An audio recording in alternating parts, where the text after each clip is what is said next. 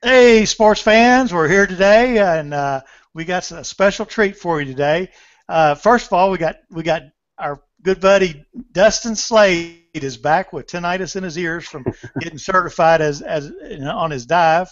We've got a wonderful UK marketer who is the co-founder of Mastermind Fever over on Facebook, Aurora Jones. Wave to everybody, Aurora. How you doing today? Hello, I'm doing great. Thank you very much. And we've got the inimitable Melanie Hall with us today too. So, hey Melanie, how are you today? Now I wave. Hi. Did I cut off your wave, Dustin? Here we go. There. There we go. We've got the question and answers is on. So if anybody has any questions for us, feel free to chime in. I don't think we're wrangling comments anywhere today. So if you want to leave comments, we'll respond to them at the end of the day. But we want to talk a little bit about notifications, how to control your notifications, and we're also going to talk a little bit about Instagram today. And Dustin's going to be our Instagram guy. So let's kick it off with how can you talk and hear okay, Dustin? I can. I got my speakers set real low in these headphones, so I hear you. Okay. It's lucky you can't hear what I'm hearing inside my head. Ooh. Yeah, man. I had that a little bit one time, but it made me nuts. So anyway, well, if you want to, how do you want to do? You want to share the screen and let me turn the chat on. Why don't we dive into Google here, and then I just have a couple quick tips with Instagram that I've learned just recently that I think are really killer and really can save you some time while you're posting pics. Okay. Well, let's start with Melanie, because Melanie, you said you had something that you just found out about on the notifications that you wanted to share with people. Yes, this is fresh off what I learned yesterday in a hangout. You know Mr. Jingles, and he's that little bell at the tippy top when you're on your computer. I'm talking desktop, and you see the full screen, and he's that little bell that when he is there, he'll say you have all these messages. Well, the trick is when you right click on Mr. Jingles, you have the option of opening a new tab. So then it's full screen for you. And I did not know that you could right click on Mr. Jingles. So, because usually if I'm looking at those notifications, I have to look in that little column over there on the right, and then you just, you can quickly fly by. But the problem is when you do that, and then you want to respond to somebody, and once you do, it shoots it out of there as read. And then you're like, wait, I wasn't done with that. I wanted to respond or something. So then you have to go down and go down and go down and find the spot that says previously read so that you can recover it.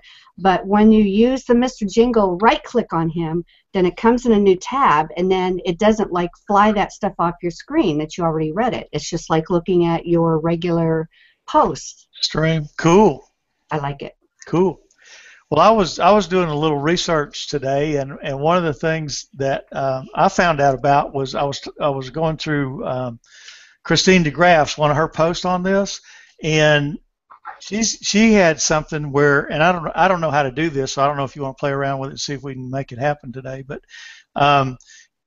when you're bringing people into your groups, you can set up a separate circle to bring people into, and keep that circle separate from your other circles so that you don't get any notifications on it. Now, the only way I know to do notifications is just you can mute them and turn them off and turn them on and do things like that by circle, by communities, pages. I mean, you can do your own and all that kind of stuff. So that was kind of, I didn't know you could do that, so that was news to me. Does anybody know about that? No. Okay. You mean You mean you're creating a circle of contacts for that particular hangout? Or, not a hangout, but not a just hangout. that's what I understood. Okay. Laura's going to jump on here in a little bit too. Okay. But that's let me see. Dustin, let me give you a link here. And y'all talk amongst yourself for a quick minute. Let me grab this. Okay, here we go. Here's the resource. Cool. So when you're changing your notifications on the bell there, what is something you would change it to add or subtract something, or do you have any recommendations on that, Melanie? Well, are we talking about going into the background, the settings page of our Google Plus profile page where we have that whole list of, do you want notifications from anyone or everyone, or is that what we mean? Yeah, well, that's what we're talking about. We're talking about, if you go on the left-hand side of your profile, go all the way down at the bottom, you've got that settings on the bottom down there. You click in there, and then you can control pretty much all of your stuff. Right. So, like, what would you omit? What would you take out, or what would you add? Well, I think what I generally have to do often is I don't want to follow a huge number of people, because then that means that I'm going to see everything they post, from another cat picture and another cat picture after that and another cat picture.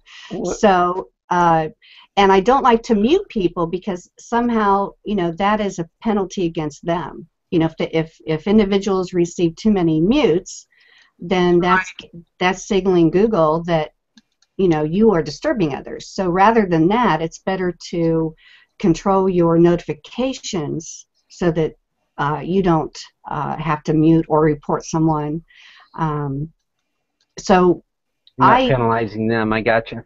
Yeah. Well, I didn't see. I've heard that before, but I don't know I don't know for sure if that's accurate. Do you? Because in the things that I'm in what I was looking at, and the post that I was looking at, I mean, one of the things that Christine does, she mutes her own posts after when she's on Hangouts and stuff like that. After it's over and everything, after she's finished doing all of her comments and stuff, she mutes her own post. So I would think if she's doing that's probably not a problem. And I just clicked the wrong link here. So. Well, I wonder if there's two kinds of mutes. Well, I mean, you can mute and report. If you mute and report, that definitely counts against them. But just muting them just delays you don't see them as much in your stream. Actually, it cuts them out of your stream if you mute them. So. Well, have you ever received notifications from a person that says, "Hey, if you don't stop sending me stuff, I'm going to mute you," and you won't like that? No, I haven't seen that yet. And I wish I could. And am I saying I received some of those? Yes. Just because I think in the beginning, when I didn't understand that if I want more people to see my posts, I was like giving them individual, and then it was ending up in their email box, their inbox. So I had to quickly learn that, I just want to go to public. I don't want to go to public and people's individual mail inbox. Yeah, that was in my early days. Yeah, we chatted about that a couple shows back. Although I think I spammed you today, Dustin. Happens, I suppose. But so tell me, what would you say then? I keep seeing people doing that same thing, and I'll get 2 or 3 of the same content there. People are sharing to their circles and extended circles and doing it more than they should there, and I'll get 2 or 3 of the same posts. It's not, doesn't make you look very good. Is it Yeah. a form of spamming like on Facebook then? Mm-hmm. Yeah, because they will. Now, if you don't use public, that means you don't want it going out on your general post. So then it's okay, but don't include if you've got. Sometimes we have the same people in several of our circles. So you don't want to send the same message to 15 circles and have that same person within every one of those circles, because then they will receive it 15 times. Well, what happens is, depending on you can set your settings up to do. You can control 100% of what you see every day. Your first 4 circles, I think, at the top. Like if you've got 12 circles or 50 circles, or I forget. I think you can have 500 circles. I can't remember what the upper limit is, but you can have a bunch of them.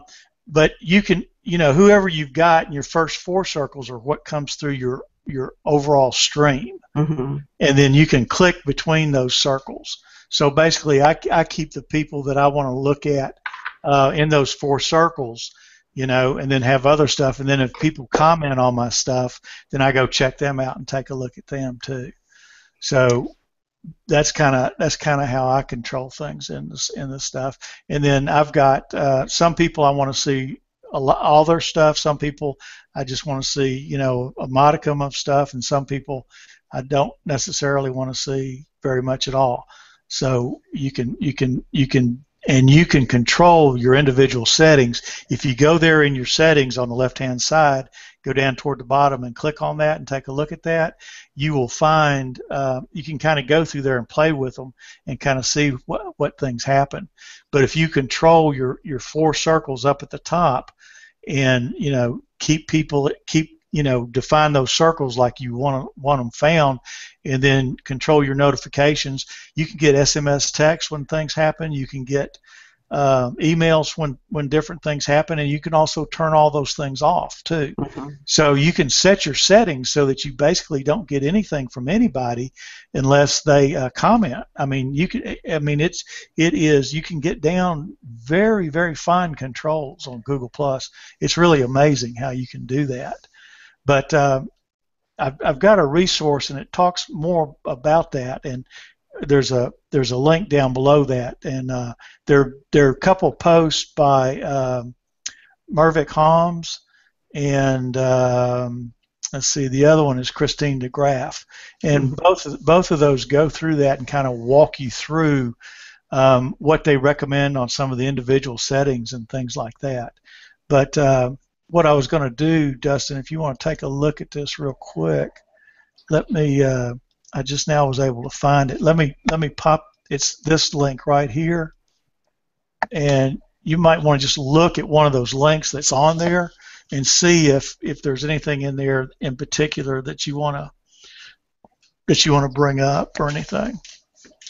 I had a question just on the photos in your settings. Yeah. You get what, 15 gigabytes on your profile there? Is there, like, say I'm uploading GIFs and other big file images like that, is there a way to get back in there and delete those so you can manage some of your account, or do you only, it appears you only have the setting to just purchase more space? You should be able to delete them if you don't want them. And I wasn't aware that there was a limit on how much space you had. Hey, Laura. Look Hello. who joined us. Can you hear me? Yeah, how are you? Hi, everyone. Hey, it turns out school's out for the summer. I was rowdying up, well, I guess simmering down the children, so they should be good for a little while. How's everyone else? Good. The only person that's not good is Dustin's got tinnitus in both ears, so he was down in Costa Rica getting his dive certification and came up and down a little bit too much too fast. Oh, wow. Well, I guess it's worth it, huh? I hope so. Yeah, it was beautiful out there. That's good. You're gonna have to share some pictures with us. But he was just talking about. Do you know if there's anybody here know if there's a limit on what your storage space is for your photos and stuff? I think there is, because they tell you that if you need more space, you can purchase it. Yeah. So there has to be some limit. What that is, I don't know, but I think it's you'd have to. It's like mega. You'd have to have so many pictures that it's likely that you will not have to buy more space. Well, Especially for our individuals. Evidently, Dustin's already at it. So I'm already getting close. I've got 9.3 gigabytes out of 15 used, so I'm at 60% here, and I don't even use Google that much, but I suspect things like my uploaded animations, animated GIFs, and things like that take up a lot of space. Oh yeah. I didn't know. You can. I think I mean, I know you can delete them because I've deleted stuff out of there before. I might have to go back through and just gain some space. be selective about what you've got out there, huh? Yeah, I'm surprised. If I'm posting a lot of high quality images, and if it's like that, it's going to eat up a lot of space quick. It'll do it. And your picture space is all your whole Google products. So I think does that include that? I mean, that's all inclusive. That's a big deal. I'm seeing here you can do $1.99 a month for 100 gigs. Yeah, I mean they just lowered the pricing on that, and it's really cheap. So I mean you can buy tons of it for very little. I might just have to start posting to, Tumblr or Pinterest or something and just sharing from there. No! Don't abandon the Plus. Don't abandon Google Plus.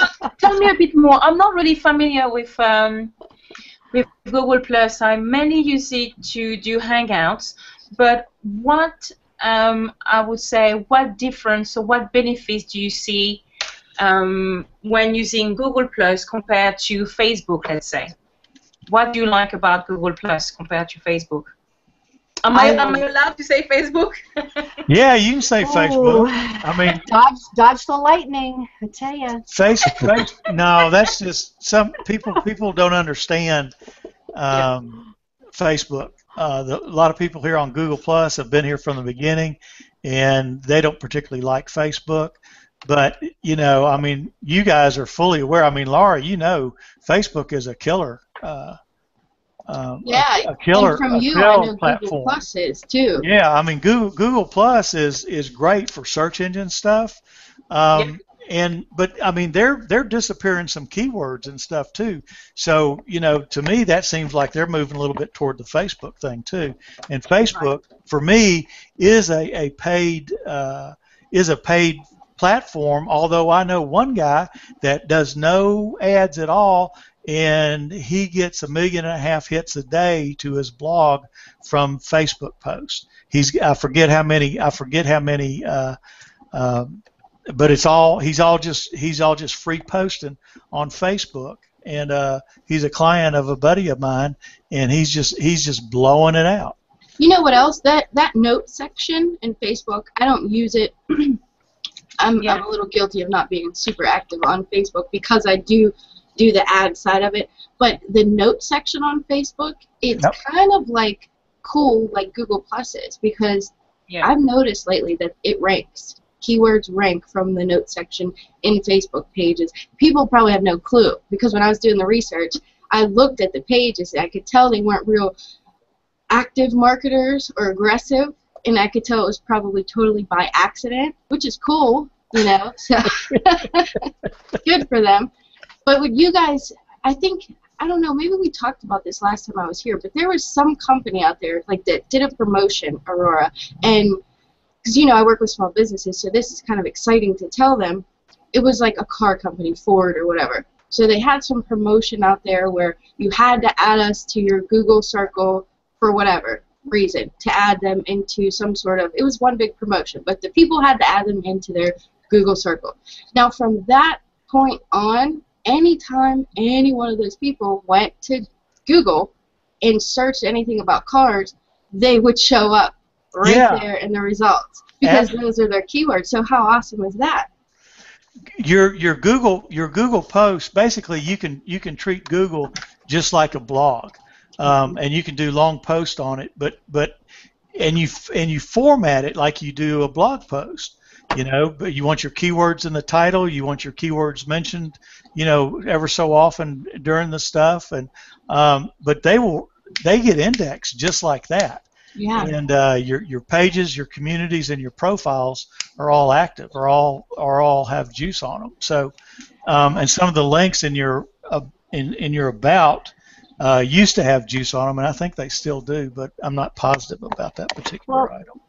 Maybe we should let me say a distinction between Facebook and Google+. Facebook is a closed network, meaning you have to be a member of Facebook for all those link juices to work, because they have a separate algorithm. So they kind of play in their own playground, where Google Plus and YouTube and Twitter and LinkedIn, they play on the search engine side, which means they're an open network. So, well, Twitter's not an open network like that. I mean, I've seen some stuff where they're not always open. They change the API from time to time, and that Google is, unless they can see it all the time, they're a little bit leery about doing some things with it. But Twitter does show up in search. Yeah. But Facebook shows up in search too. But it's just Facebook is more of a closed network though. It's harder for them to read that stuff, is the way I understand it. Yeah, and you can search people's tweets in Google search, but it's very difficult but possible to search a person's post when they're on Facebook. Now, plus we have to remember that small businesses in Facebook, that's where we have the struggle, because we have to figure out where our best return on investment is when we place those marketing ads. Where, Skittles, they have over 1 million followers. They can afford the ads that cost them $5,000 a month or a week. Where we, as small business owners, well, let's go back to Skittles. If Skittles had 16% of 1 million people who viewed that, that's a good number of people. But if I had 100 followers on Facebook and only 16 people saw what I posted, then that's a very low number. Yeah, but Laura, school her a little bit about dark posts and audiences and stuff like that. As far as followers, thank you for that distinction. You really taught me something there. I didn't know the difference, and that's good to know. But as far as the likes, I was actually having this conversation with a current client of mine yesterday, because he's just so successful and so smart, but he just doesn't get this online thing. And he's like, well, I don't want to put money. People just don't want to put money into something they don't know what they're going to get out of it. And I know it takes a long time to get a lot of followers on Facebook. I've tried that before, and so I can't do it. Well, first of all, you can run ads to get followers, aka likes, but there's not that many likes on my page, because that's not really where the money is. Like anything else, your money's in your list, your money's in your leads. You can run a bunch of different ads, basically. So forget about who your followers are and create your own, basically your own list of people that are going to see your ad, and you put it in front of them. And like Tom said, the dark post, it's just putting it in their news feed, and then you get them to act on it. But if you do some research, like for us, it's really competitive. For this guy, I just look at his competitors, I see what they're doing, the people that are excited, which we should do that too. People that are excited about his posts and the type of information they're posting. I put my client stuff in front of them, they go crazy for it too. It becomes really like stupid simple, and I hate that word. But the return is always a matter of optimizing. You can never just say you're going to get this for this. Never. But it's fun. Ads definitely. It's like you can get results in a matter of a couple hours. When you're talking SEO and things like that with a client, I get really uncomfortable, and I say, yeah, we'll make your website SEO'd around a keyword, and you could get some SEO services, but I feel comfortable getting you results immediately. Therefore, do you have an ad spend budget? Well, I mean, the fastest way to get something going is with paid ads. I mean, that's definitely true.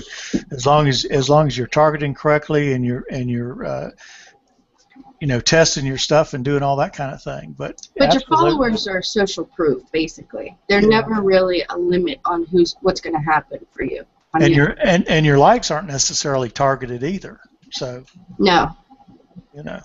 Aurora, do you have anything you want to jump in and say about any of this, or? No, I mean, I was actually quite interested to find out a bit more about the GooglePlus because, Google in general, because I don't really use it apart from Hangouts, really. So right now, I'm actually learning. Quite interesting. Well, I mean, Hangouts are fantastic. So, if you take those things and put them on your blog and expand it out and write it as a post too, and do all that kind of stuff. I mean, you can really get some good juice off that. Yes, actually, now that reminds me. Sorry, Tom, it came back to me. My question is the following. You mentioned, Laura, about the Facebook notes, and yes, I realized that as well, and I saw that. And then you've got as well on when you, let's say, post a video or write a comment, and some of the work that you post using Google Plus can appear on when you do a research, so on the search engine. So my question is, what is like the secret formula to have your content there? Because I've tried all kind of ways to make it come on the search engine, and sometimes it happens, and sometimes it does. So it doesn't make sense. I'm not sure if there is like any like specific rules to follow to make sure that whatever you create is actually ranking, which is absolutely huge because I've seen some posts which was posted on Google Plus with not really like necessarily a lot of value into it. However, because it was placed on Google Plus, ta-da-dang, it was on the first page of Google. And I was like, oh my gosh, this is amazing. So if you were to tell me, how does it work? Is there a logic behind it, or is it just luck, a bit like the Facebook notes? That was your question, Laura. Yeah, my short question. I think that one thing that Ray Higdon's doing this too. He's giving away something for free to add him to his Google Circles. One way to make sure that you do show up in other people's search results is by having them add you to their circles. That's keyword based, right? This stuff is all keyword based. No, that is not. That is it's a private search versus a when you're signed into Google Plus, anybody that you've got circled and that you interact with, their posts are going to show up first. Right. Okay? So if you go in and click it as private, then that's a more pure ranking on Google Plus. But I'm sorry, I'll keep going.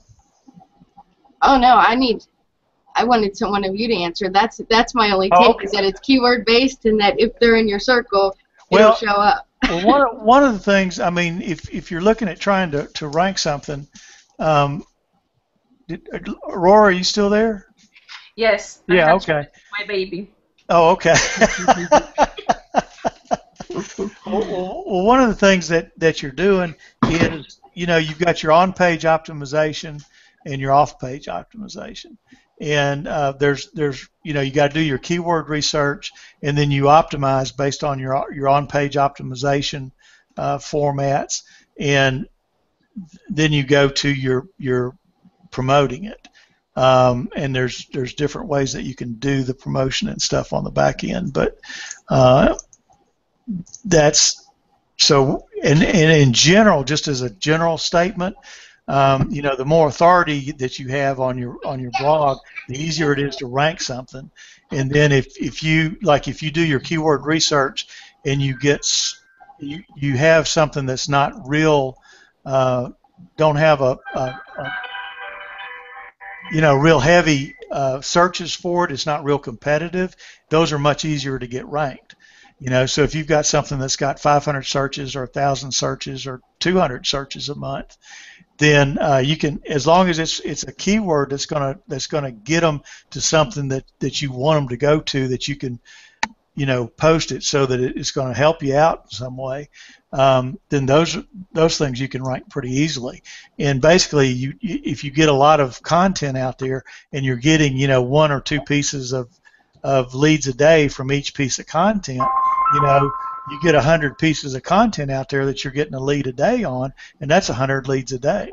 And that's a really good thing. And in general, though, you're not going to rank 100% of your content, no matter what. I mean, you do pretty good maybe to get 50% of it ranked. But does it follow the basic ranking rules then for everything else? The backlinks, the whole deal. Keyword research, like you said, on-page, off-page optimization. It's still the same thing. Well, the thing that matters more about your on-page stuff is the schema markup, and I'm not sure how many people are doing that. That's kind of that's one of the things I'm struggling with right now and working on getting better with.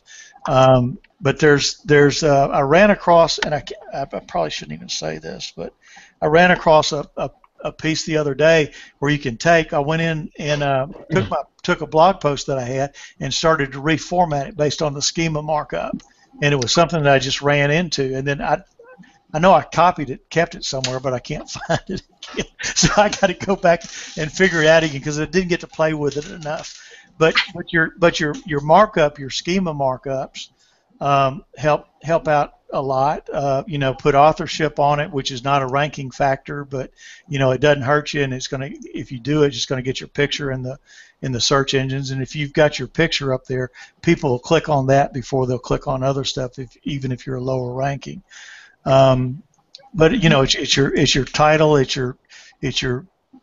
not your tags necessarily, but just your on-page optimization, just your normal stuff. I mean, yeah, go ahead, Melanie. I wanted to help Aurora with her question. With the reason I find that the reason why we see so many things ranking as they do because they're on a GooglePlus post is because GooglePlus gives us the most opportunity for engagement.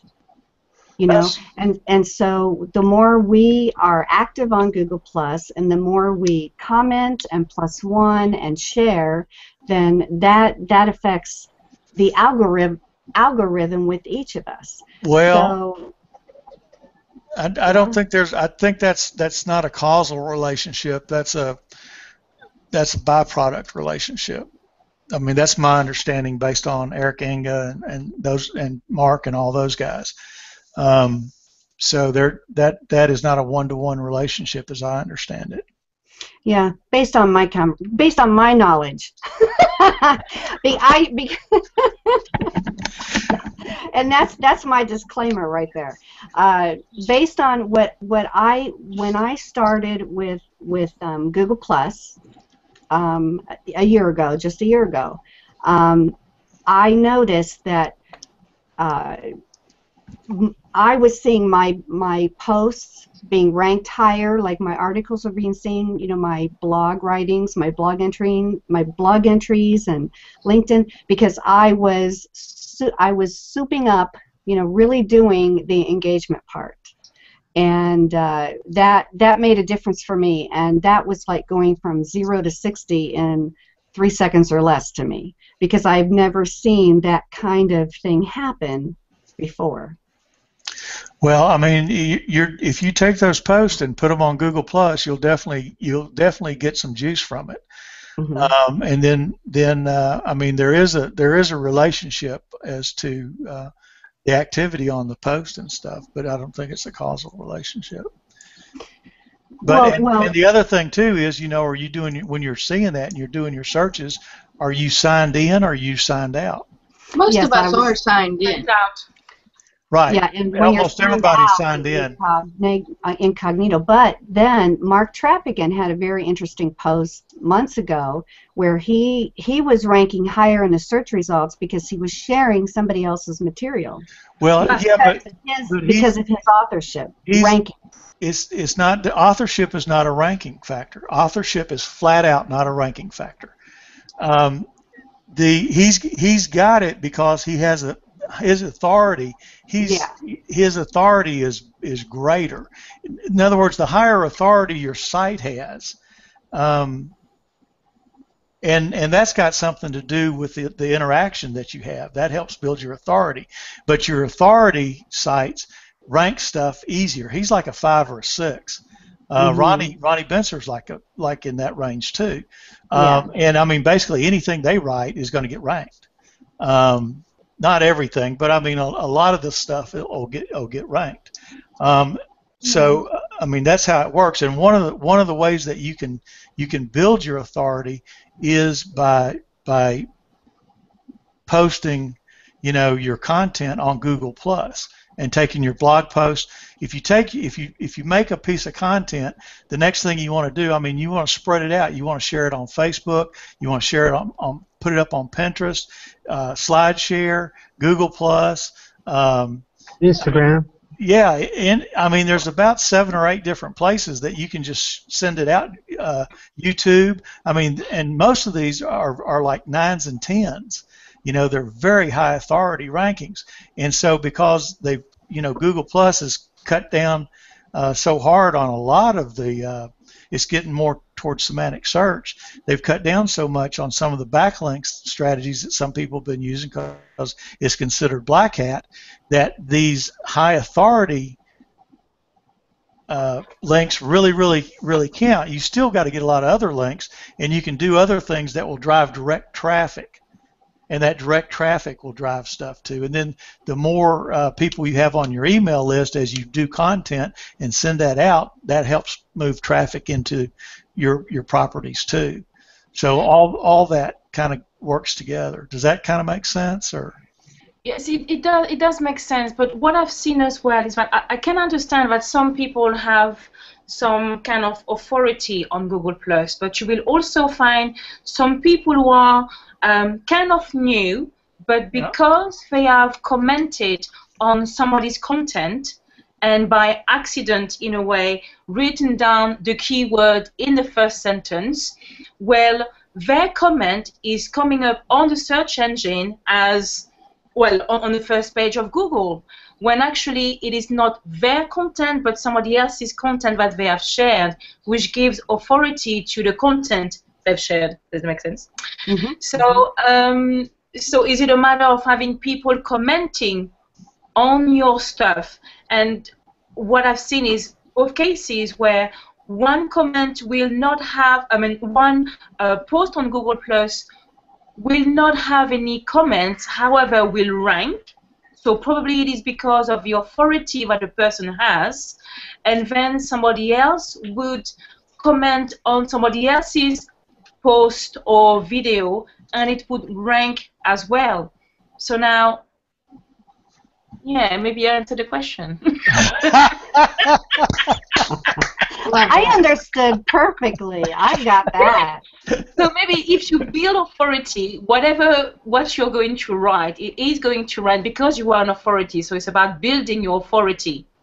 If not, have somebody else. Well, it's about building relationships too. Yeah. And if you build relationships, and it's about audience, and it's about bringing other people's audience into your audience.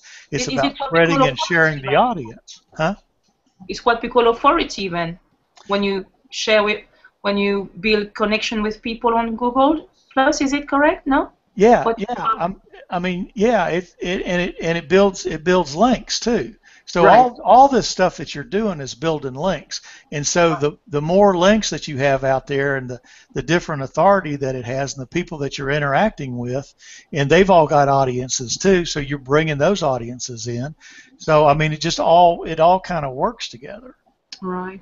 But I mean, the basic thing is just Google on-page optimization and do all that kind of stuff, and just realize that the schema markup in there is getting more important and stuff. You've got those kinds of formats in there that help to pull stuff and make it cleaner, and make it easier for people to see and spot. Can I ask a kindergarten question? I don't know if we're qualified. We're not kindergarten teachers. When it comes to these Google circles, I had these things like separated into crazy things. Now, the reason I'm asking is I have like an entrepreneur circle where like all of my entrepreneur friends are, but then I have one that like they're followers. I follow them.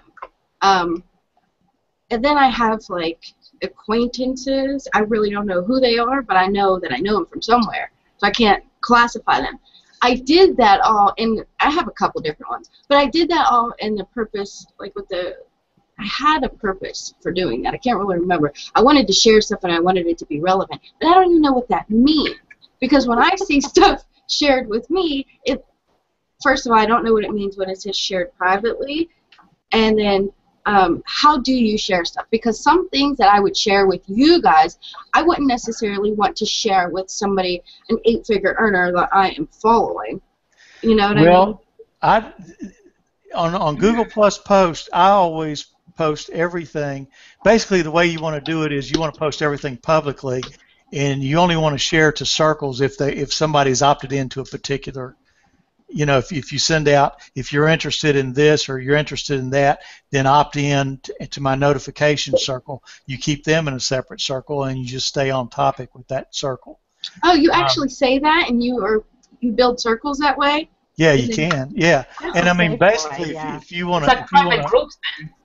Yeah, but you group people by interest. Basically, Google Plus is organized. Who are you? What do you do? And how do you do it? So everybody in here is basically have particular interest, and there's a community for every interest that's ever been probably. But there's communities out there. So what you do is you go in and interact with the communities, and make comments and share things, and take a look at what they're doing, and then start helping out, and then start sharing some of your stuff in there, and that you'll build a following quickly like that, and it'll be more targeted too, because what happens is a lot of times if you're getting a lot of followers real quickly, they're not really targeted. So you want to get into the communities for your targeted stuff. Or tell people to opt in to your stuff and stick them in a list, and you can so just post public all the time, unless you've got them in an opt-in list. So do you find the quality of the relationships better on Google Plus? Yes, you get more shares, you get more. People are more open. I mean, you can get hold of anybody you want to. Just about. One thing that Tom showed me a couple weeks ago that I thought was interesting is the hat tip. You guys are familiar with that? Making sure that you give credit to people. That you found something cool. You give them a little hat tip, and then you plus whoever wrote the original content. And I think to me that's one of the hugest differences in between Facebook and Google Plus is that Google Plus is much more geared towards giving credit towards whoever found whatever it was or what tip. Instead of saving it to your computer and then posting it originally. That's what we do on Facebook. Yeah, you don't do that on Google Plus. What you do if you find something, whoever found it, you mention it, and then whoever posted it, you mention them too, and then you add your commentary to it too. And some of the guys that have huge. I mean, you've got some people in here with 5,000 followers that have 12 million interactions, and they tend to write longer posts. And that sounds fun, Aurora. Let's go play. and Tom, can I interject a tip? Yeah, sure. When you mentioned that you want to share your Google Plus posts with the world, there's a way to do that. And what you do is after you post something on your Google Plus account, you know, within your profile, once it's posted, then you go back in and you look at the little caret that's in the upper right hand corner of that post, and when you click that, it'll say you know, who's interacted with this, but you want to look for the thing that says link to post. And then when you click on that, you get the exact URL to that post, because everything you post on Google Plus actually becomes a separate page. So then you copy paste that link and share it to your Twitter account, to your LinkedIn, Facebook, Instagram, Pinterest, whatever. So that way people can see it, because you don't have to be a Google Plus member to read anything on a Google Plus post. And with the Google Plus post, your limit is 10,000 characters. That's a lot. So, you know, that's why we sometimes see very long posts, because you can have up to 10,000 characters. Yeah. That was a good tip. And I mean, you don't have to go do the embed code. You can just click on the timestamp and copy the URL up in the top, and then shorten that through Buffer. And your Buffer, if you shorten it through Buffer as opposed to Bitly and stuff like that, you can spread it out there, and it'll never Facebook will never stop that from going out. If you ever get stopped on Facebook for sending out links, the way to get around that is to go to Buffer, because every time you do a thing in Buffer, it gives you a new link, so you've always got a fresh link, and it'll track your clicks on that in Buffer also. The tracking's not as good as Bitly, but it still tracks it.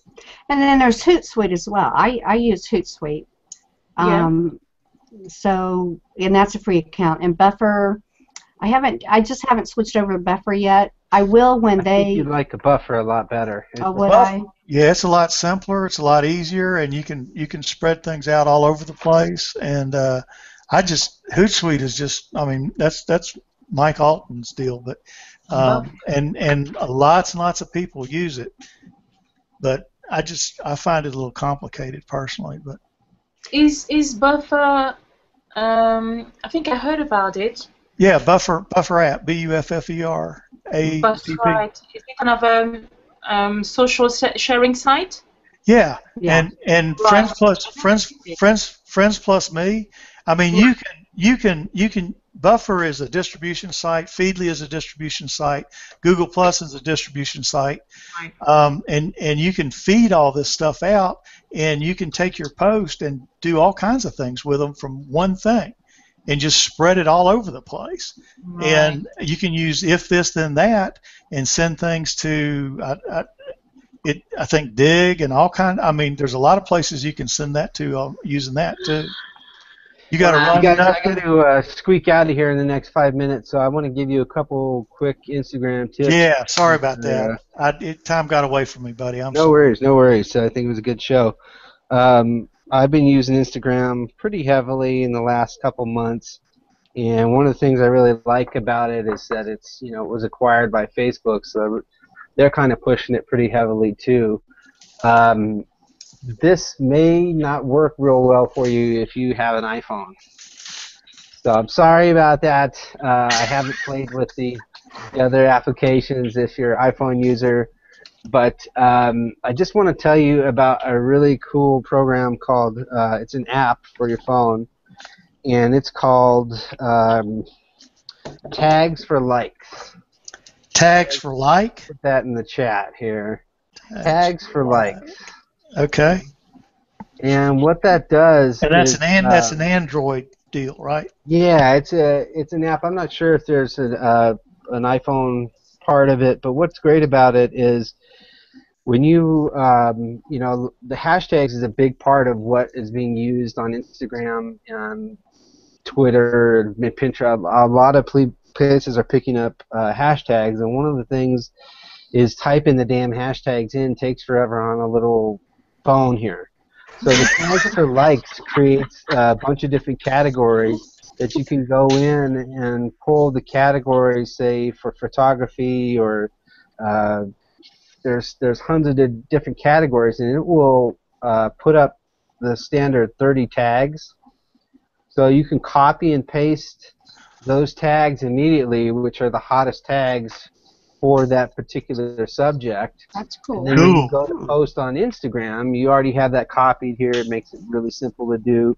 When you post on Instagram, you post that in Instagram, and you may want to edit it. You may want to do directly 30 at once, but it'll cut down in a lot of time, thinking about what would be a cool hashtag for this. This is already the top hashtag. It's already plugged in. You put it in instantly. And then just real quick before I got to leave here, we can do a follow-up on Instagram, but there's also a really cool one called InstaQuote. And a huge part of how I built a large following on my Facebook fan page was just creating daily quotes that I would just find an inspirational quote from somewhere, and I would post it to an original picture of mine. And so I would do that through my computer, and it would take me a while to do some editing on there. There's some other cool stuff like PicMonkey.com. You can do that online really easy. But what I like about InstaQuote is it allows you, this is one I just made, to take the quote, instantly put it in there. You can change the text. You can change the background image, other stuff. And then I take the tags that I took from the tags for likes, and then I plug that into InstaQuote. So now I've just made a brand new image with a cool quote on it, and I posted 30 tags to it that are the hot tags for right now. So can I ask a question, Dustin? Sure. The first app that you shared about the hashtags, do those change daily? Because if it's a trending hashtag, or does it stay the same? I think it's based on the top hashtags. I forget the site. That there was a training I went through.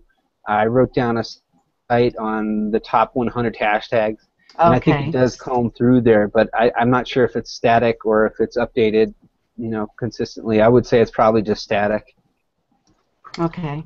And you might need to, I've had to edit out a few of the tags in there that don't really relate to my picture. I don't want to be connected to. Yeah. Okay. It's quite interesting about using quotes because everybody would say any kind of thing, but I remember I actually saw one top leader saying, "Oh, I can't stand people sharing quotes. It's just a waste of time." And actually, I don't think it is a waste of time. What I think about it is that it is very inspirational, for some people, wherever they are at in their lives. Sometimes they can read a quote and it really talks to them. And it is a kind of icebreaker where now you can start talking to people, not necessarily strict about, this is my business, join me, but you talk about something which is going to connect with them, connect with you, and it's how you build relationship. I think it's just... And it's being transparent and having a personality. Sorry? Yes, absolutely. Because what you use is really dependent on what you like. I wouldn't be posting something about deaf skulls and saying death is there, you're going to die. This is not really bringing people to you. So no, that's a really good point, because if you have a picture that's on, that's a great picture, you may have a lot more chance that people will share that picture or interact with it if it's a quote that they can then use on their page or something like that. So. Absolutely. And with that said, I'm going to squeak out for today, guys. I got to get to work. All right, buddy. Thanks. Glad to see you. Good to see you. Show. Yep. Next Tuesday. 6 o'clock Mountain Time and 12 o'clock Eastern. We'll see you next Tuesday. All right. Bye, have a great day. Bye. Yeah. Okay. So where were we? There's your son. What's his name? Aurora. Yeah, this is my baby Jesse. Hey Jesse, how are Jesse. you? You're on camera, buddy. Hello. No, it's not Tati. He thinks that one of you is auntie. You're going to get him hooked to the camera now. My mom has my children upstairs. They couldn't just be hanging around here. My kids be knocking down lights and stuff. Spaghetti? Okay. Thank you. Bye-bye. Sweet. We've got I just want to let people know that April Marie Tucker did a great Instagram webinar, and I've got a link in the resource box where you can go and look at that. So anybody that wants to take a look at that training, and it is wonderful. Is anyone using that right now? How do you mean? Like, has anyone actually taken our training and implemented the steps? I'm getting ready to. I'm going to. I'm not on Instagram now, and I've got a trip that I'm going to take tomorrow. So I'm going to try and get it. The way I understand it, it's all of phone apps, and I'm not real good on my phone. But I'm going to try and go back through that, take a look at it, and get it going, and see what I can do with that over the next 4 days. Oh. Yeah, I mean, I learn new stuff all the time, and it literally gets worked into my plan. Like, I know I'm going to work on GooglePlus, and I have some things set up, but everything gets worked into my plan. And I just drop everything and go do it, because I have things that are working for me. So I was curious if anyone did just do it, because I'm hearing good things about it. I have not, but did you see her webinar? I mean, she basically got on there and started one and started getting a little bit of traction, and then it disappeared, or she thought it disappeared, and she started another one. And I mean, she went right through it, and she's using one tool that just blew that whole thing up. She shows you how to set everything up and how to get traction on it. And I think those two, she gives you a lot of different, and most of the tools are free, but there is one paid tool that's on there that is like $9 a month or something like that, and she just blew it up with that. And I mean, she got like, she made some money on that quick, so it was pretty cool. I mean, there are so many strategies out there. Mm-hmm. Well, yeah, I mean, basically what you want to do is you want to get good at one, and then then you want to add another one in, and then you want to add another one in. You don't want to jump, because the only time you get any traction, anything you do the first time, you're probably not going to do that well at when you're just starting out. So number one, you got to make a decision to do it. You got to set your goals, and you got to do it every day. And as you do it every day, you get better and better and better, and then you start tooling up on things, and you can spread this stuff out and get huge audiences. But you have to do it every day. And once you've got so many leads that you want coming in from one thing, then you can just kind of keep that going on automatic and set up something else, and still add to it and still do all this stuff and still do it within a reasonable amount of time. But it's got to be a habit. You got to make habits out of stuff. You got to do it every day. So. It is true. Actually, I've got a question about it. I do find social media when you're starting great, because you can start for free. Facebook definitely is free, but what I realize as well is that free is not free. Right. Because free, when you actually spend something like 3, 4, or 5 hours, not just chatting to people on Facebook or pretty much, but you are building connections, is still taking a lot of time, which means that if you don't have the time to follow up with your 30 messages, you have wasted your 5 hours, because everything is about the follow-up. So I definitely believe that using Instagram or using Facebook or using Twitter and all of that is great, but I think that using paid marketing strategies is also quite important, because otherwise there is just so much time that you can spend connecting with people all day. And I love it, but I do find it quite draining. Yeah, but I mean, anytime you want traffic, the fast way to get it is just to buy it. Yeah. I mean, and if you've got it going somewhere that converts, and you can track what it's doing and change it so you get the conversions up on it, and then you can scale it real easy too, and you go with different sources of traffic.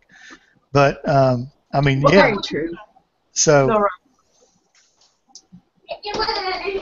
What would you say, Laura? Oh, I said, yeah, that's very true. We're teaching a thing in our course that we have going on right now that, because everybody at first, they just want a bunch of people to pay attention, a bunch of people to buy in and all that good stuff. And there's like this big thing that, first of all, I didn't even think really about paid traffic the first month I started. I just had this notion that, it was understood that one day I would get there. And I never thought to just do it up front. And I didn't know what that one day would be. What would my income level be? Whatever. When are you ever comfortable with throwing away a certain amount of money that you don't know what you're going to get back for? But like Aurora said, it comes down to, like, what do you have more of, time or money? And if you have a lot of time, then yeah, do that kind of stuff. But what I like is Facebook. I went into the paid stuff. I just started doing it. Luckily, I found a mentor that kind of helped me tweak the horrendous advertisements I was running. I mean, I just didn't even know what I was talking about. I wasn't hypey. I was very boring and straight to the point. And I had to hype it up a little bit. But then, I mean, it just soared. I have a screenshot from my Facebook ad, the first one that, like, I still can't even get a cost of a lead. It was 35 cents I paid per lead. And I'm thinking of those numbers and it's, like, blowing my mind. But I still can't get it on Facebook. Nowadays, you're lucky to spend $2, $2.50, $3 a lead on Facebook. So anyways, yeah, that was hard to scale up. Plus, it's really hard when you get into, like, serious, you're advertising and you got all these different campaigns running. It's really hard to track your ads on Facebook. If you have multiple ads, you kind of have to run one at a time to really figure it all out. It's very hard to track once you get into doing all that stuff. So it didn't feel real good that way. We tried to do a bunch of different things. So here we are now doing the PPV stuff, and it's like a different world. It's amazing. It's simpler. A lot of the people that, you know, wanted us to help them with Facebook and stuff, when we show them this, it's a no-brainer. But how this all ties together is that, yes, you can run massive amounts of traffic. Where I'm at now is trying to niche down. I don't want 1 million followers. I want 1,000 true fans that are going to be with me till the end, and that's it. And when I'm charging $25,000 for a mastermind in Costa Rica, I only want 10 people there. You know, I don't care if I am, you know, like the ooh, look at me kind of thing, because that's really my business model. And I think a lot of people don't think to the end of the road. We kind of just get caught up in trying to get a result, any result.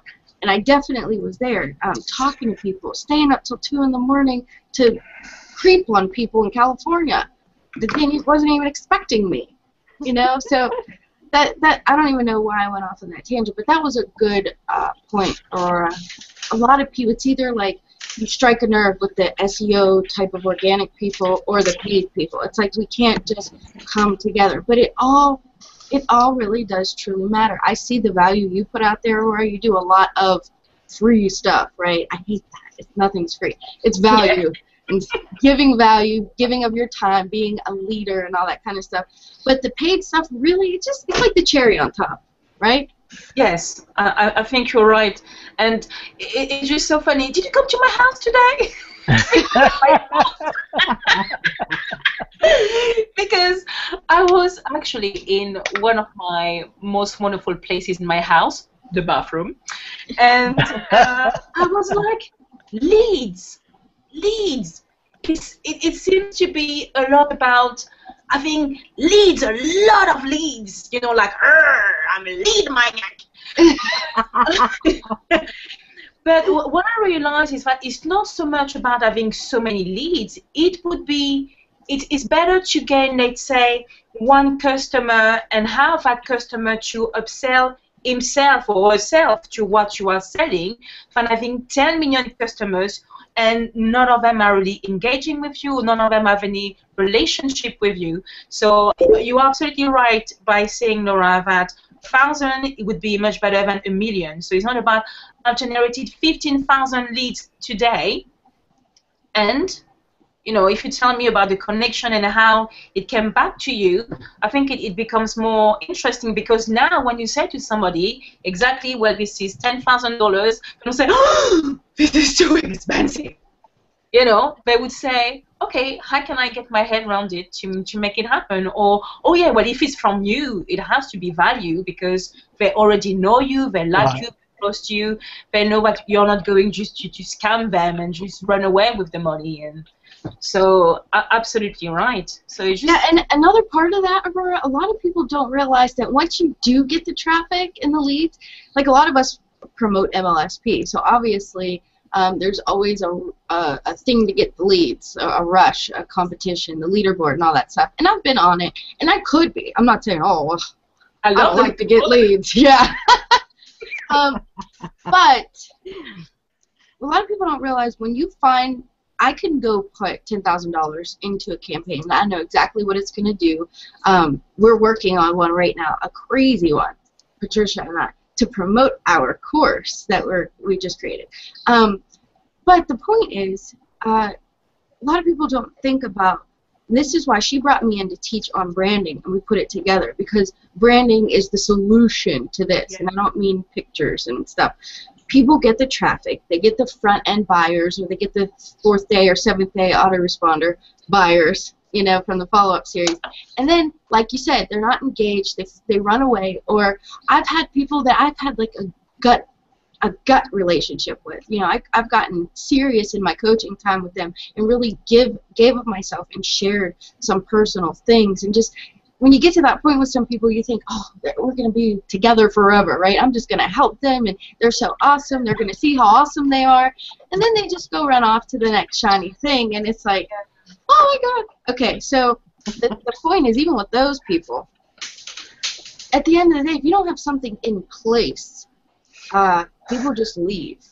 And so you can run tons and tons and tons of traffic. I can go create all these many different campaigns. I can go to ClickBank, pick a product. I know exactly how to find exactly the traffic source that I need to put the product in front of, and I can put some money behind it. And then what happens after that? I am so dead set on making sure my follow-up series is completely relevant to exactly what I'm doing, and then I segment them from that, you know. And then there's ascension paths where you don't just send random autoresponder stuff.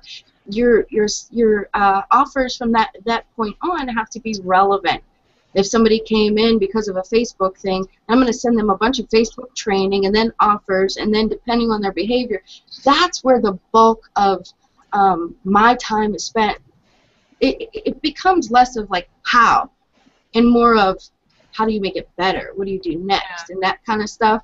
So someone asked me one time when I was coming on a hangout, how many leads have you generated or something? That's not really what's relevant, because if you spend all day just generating leads, are you doing the business stuff? Are you figuring out what your brand is, how to customer retention, that business stuff that we don't do?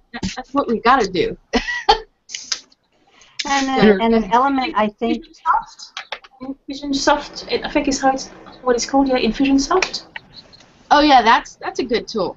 It's definitely a good tool. And I think also we have to remember, to me, and well, don't have to remember it's from me, but I'm just saying.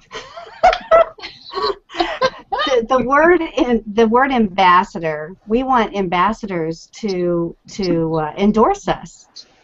You know, because if you have 1,000 leads and not one of those is an ambassador for you that's going to say, yes, I vouch for this product or this service, then you are missing out on more potential leads. So that's part of conversion to me, is the ambassadorship. Yeah, and that's some of the most qualified. Word of mouth is always king, online, offline, whatever. That's basically all social media is all about. And that's how I have to put it to small business owners so that they understand.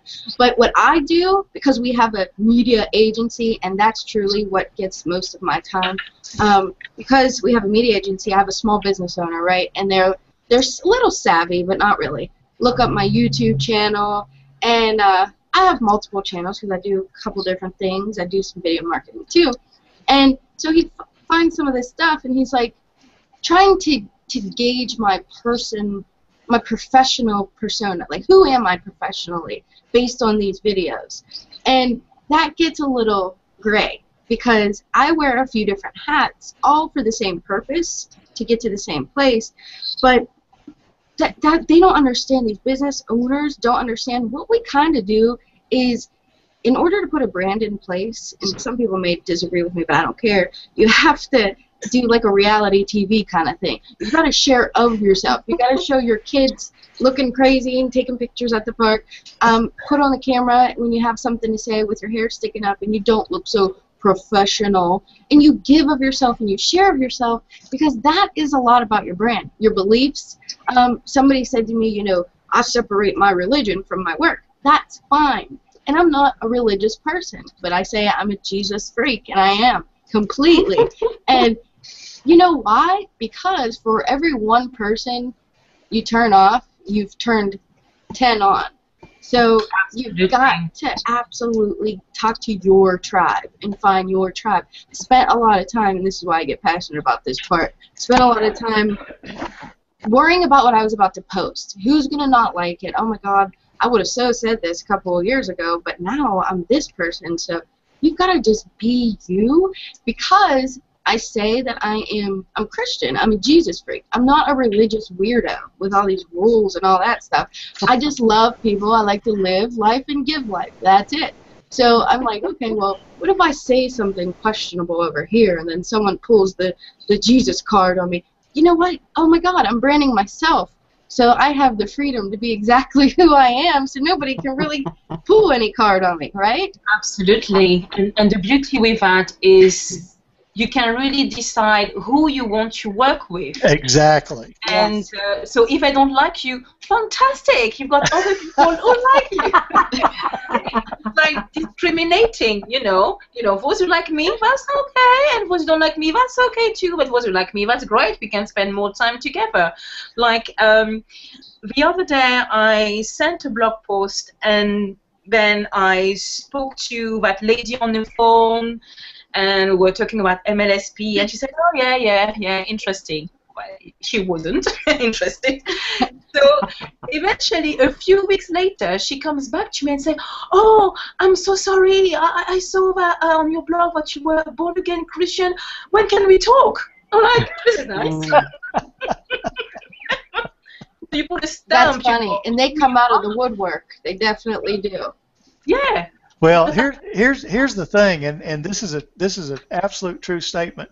You will resonate with certain people and not others. That's right. So it doesn't matter who you are, what you look like, anything else. Amen. Your vibe is your vibe, and people will pick up on it and be attracted to you, and just like you're attracted to people too. Now, with that in mind, though, you want to be as attractive as you can. But by the same token, if you can have 3 people go up or 5 people go up and talk to the same person, and that person will only deal with one of those 5 people. So you better off just being you, being whoever you are, however you are, and just put it out there. And remember what Abraham Lincoln said. Abraham Lincoln said, you can please some of the people. Now listen to these words carefully. Write them down if you need. You can please some of the people all of the time, and all of the people some of the time, but you cannot please all the people all the time. Yeah. That's true. Abraham Lincoln. That's very true. I agree. And I put my 2 cents in. When someone doesn't like me, I say, so what? Can I do want to make one point about, Laura, what you're talking about. You know, when you start anything, anything that you start off with, doesn't matter if it's free or if it's paid. Okay, one of the things that you want to look at, everything works. It just depends on whether you work it. And when you first start out, whatever you start out with, odds are you're not going to get it right the first time. But if you keep working on it, you get better and better and better and better with it. Okay, but now I forgot what I was going to say. But one of the things that you want to do is, whether it's paid or whether it's you know, one way that may be constructive to look at it, whether it's paid resources or whether it's free resources, are what are you investing to get a return on it? Absolutely. You know? And that's how you want to look at it. You want to look at it as your investment producing a return that makes you some money, and that's what you're trying to do more of. And so if you think of it in those terms, you will get better and better and better with it. But you have to do things habitually. You have to do them over time, and you have to test and tweak and change all the time. And different things are going to change. Your strategies, your tactics are going to change all the time. I mean, Facebook changes all the time. GooglePlus changes all the time. Everything that you're dealing with changes all the time. Some tools work one day and not the next day. It all changes. So you just have to. Sorry, that was my chair. It's a little squeaky.